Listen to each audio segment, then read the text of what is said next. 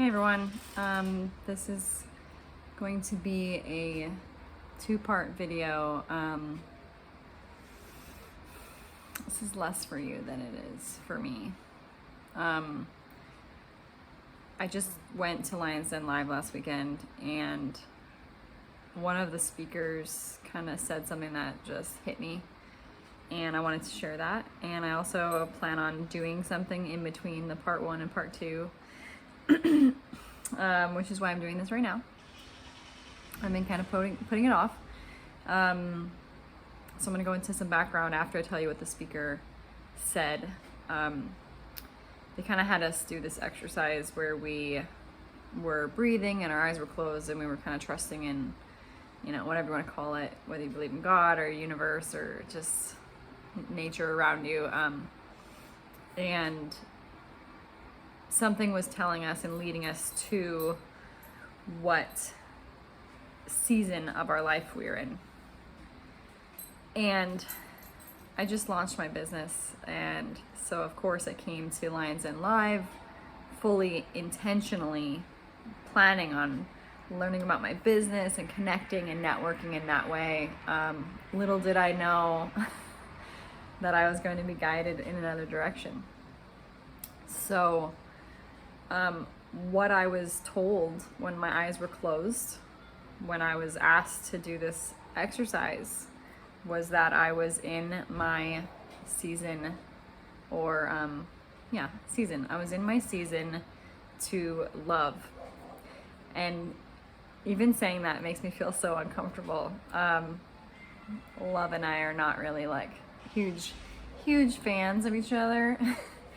And which just makes it even more obvious as to like why I'm here. So as most of you might know, I got custody of Summer 3 years ago, my niece, and she's taught me so much already, but I don't think that I've fully like blossomed into the person that I'm supposed to be from this experience.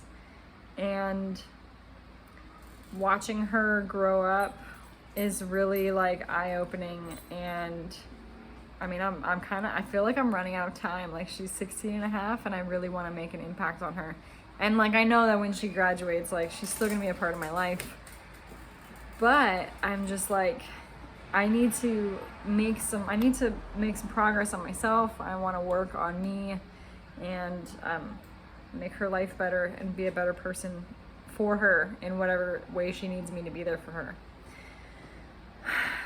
So that's kind of where my mind and my heart's at after this event. I've had a lot of overwhelming thoughts and feelings. I've been trying to like unpack everything that happened, because I went to $1 Million Mastermind the weekend prior, and so it's just a lot of learning. Instead of feeling motivated from these two events, I came back feeling a little overwhelmed by my emotions and my thoughts, just because I have so much to do, and I'm very type A, and so like when I have like this giant list, this mound of things to accomplish, it's like, it's stressful because I don't like having unchecked boxes. So anyway, I'm working on that. I appreciate everyone's patience that's in my life right now, because I have not been my best self, and I'm aware of that. So I'm working on it. But in regards to the season of love, one of the secondary parts of this little practice was, it was telling us that we needed to do something. And again, I was trying to control the situation and trying to make it what I wanted it to be. And turns out you can't do that. I don't know where this came from, because it was literally on the furthest part of my mind. But I was called to reach out to my dad. So that was fun. I was like, why the fuck would I do that? I don't want to call him. Quick recap on that. My parents were divorced when I was 3. Not really an exciting story. You know, I'm the youngest of 3 girls. We did the whole every other weekend thing for a bit. And then I was the baby, so he kind of just gave up on trying to be a part of my life once my older sisters were old enough to where like they didn't really care. They're hanging out with their friends, yada yada. I just kind of got left in the dirt there, and he hasn't been a part of my life since I was about 13. Like, seen him a handful of times, and he likes to pretend that like everything is cool and hunky-dory and like we're just a family. And so it's really always been weird, and it used to make me very upset to talk about my dad and the lack of him being in my life. Still, I mean, right now I'm kind of like re-bringing things up, so it's a little upsetting, but I used to not be able to talk about it without crying. And I think as a defense mechanism, I learned to push it way, way, way down.